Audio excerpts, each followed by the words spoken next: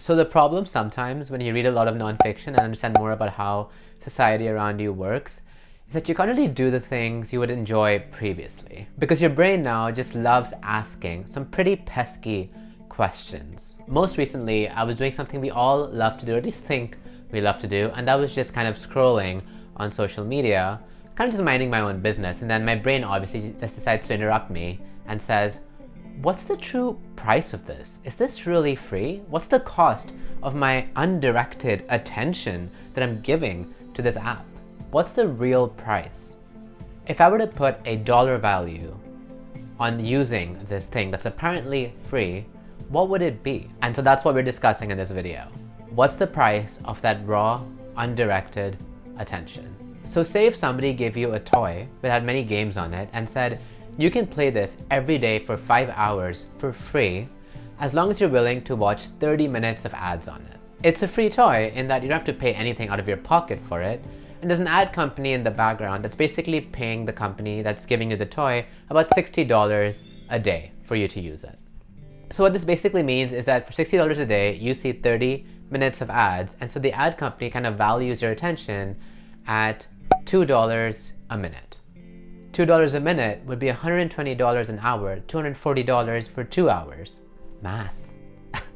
An ad company values 2 hours of your time, of your attention, at $240. Okay, so that general framework of our calculation, let's get into it. So what is the real price that companies are willing to pay for our attention to serve us ads during our usual social media sessions? What is the value of that undirected attention that we then concentrate onto social media? This is going to be what my consultants call a back of the envelope calculation. It'll be very quick, and I'm going to do it using some simple figures I just quickly pulled from Google online. Number one, on average, people spend 2.5 hours on social media every day. We pay for this free service by just exposing ourselves to ads. This is the attention economy. At their essence, a lot of these free services and websites we use are basically just ad-serving companies. The actual service they provide us is a byproduct. They improve that service so we can keep using the thing more, and as we use it more, they can also just serve us more ads. There's nothing genius about this. If they could literally just serve us 100% ads all the time, that's all the content we got and we didn't complain, they would totally do that. Number two, and this was really surprising to me, but the number of ads we see per day is between 4,000 and 10,000 ads. This sounded really crazy to me, so just to like sanity check, I actually went on Facebook really quickly and I scrolled through my timeline and I timed myself.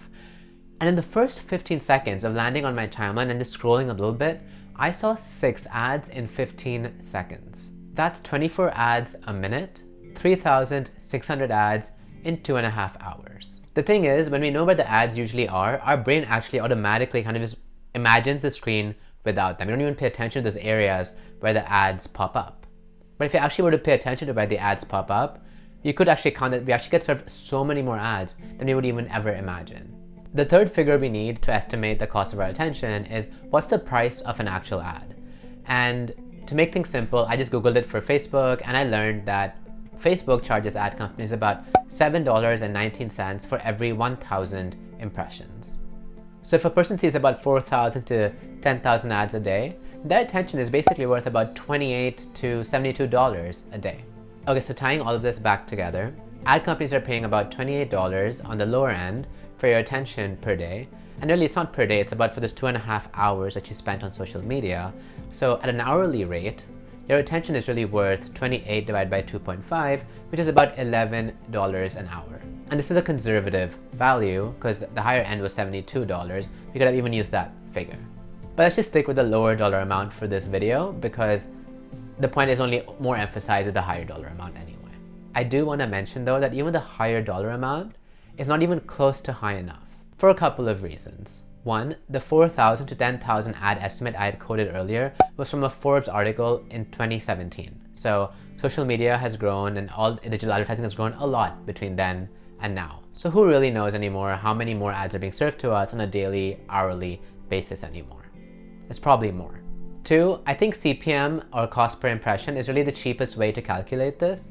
There are also other pricing models like cost per click, cost per acquisition. I think those are even more pricey, meaning our attention is even more valuable. Number three is, at the end of the day, the companies that are paying for these ads are actually getting more value, obviously, from these ads, right? I mean, they're probably getting 5 to 10 times the value of the cost of putting these ads there. Otherwise, they just wouldn't be doing this. So if you were to take the kind of value they get from putting these ads, I mean, you could probably say that our attention is worth $110 an hour if you just multiplied 11 bucks by 10. But anyway, let's just lowball ourselves for now and just say, okay, fine, our attention is worth $11 an hour. Now imagine that if ads simply did not exist, and for services like social media that we use today with their constant updates and the engineers and everything who make them behind the scene had to be paid for by our own pockets, it would cost us about 11 bucks an hour.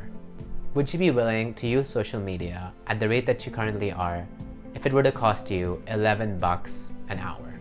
If we took the 2.5-hour daily usage over the course of a month, that would cost us about $840 a month. I know somewhere in my gut that this service that I'm using just simply isn't worth 11 bucks an hour. I suddenly think about all these different things I would do for 11 bucks an hour, or even just for free. I would go take a walk in a park, I would go buy some really fancy ice cream, I would subscribe to some service that actually pays the creator directly, so the incentives are aligned to create cool content that will keep us coming, not to like serve us more ads by making it addictive. I think the tragedy in all of this, as I was doing this calculation, was that, to be very honest, companies are able to value our time and attention much more than we are. If I can kind of just let myself go and not really think about these things, I can burn away hours and hours of time just scrolling and scrolling and scrolling. In fact, that's how these apps are basically designed. It's also the reason why I find TikTok to be kind of a nightmarish app when I first saw it.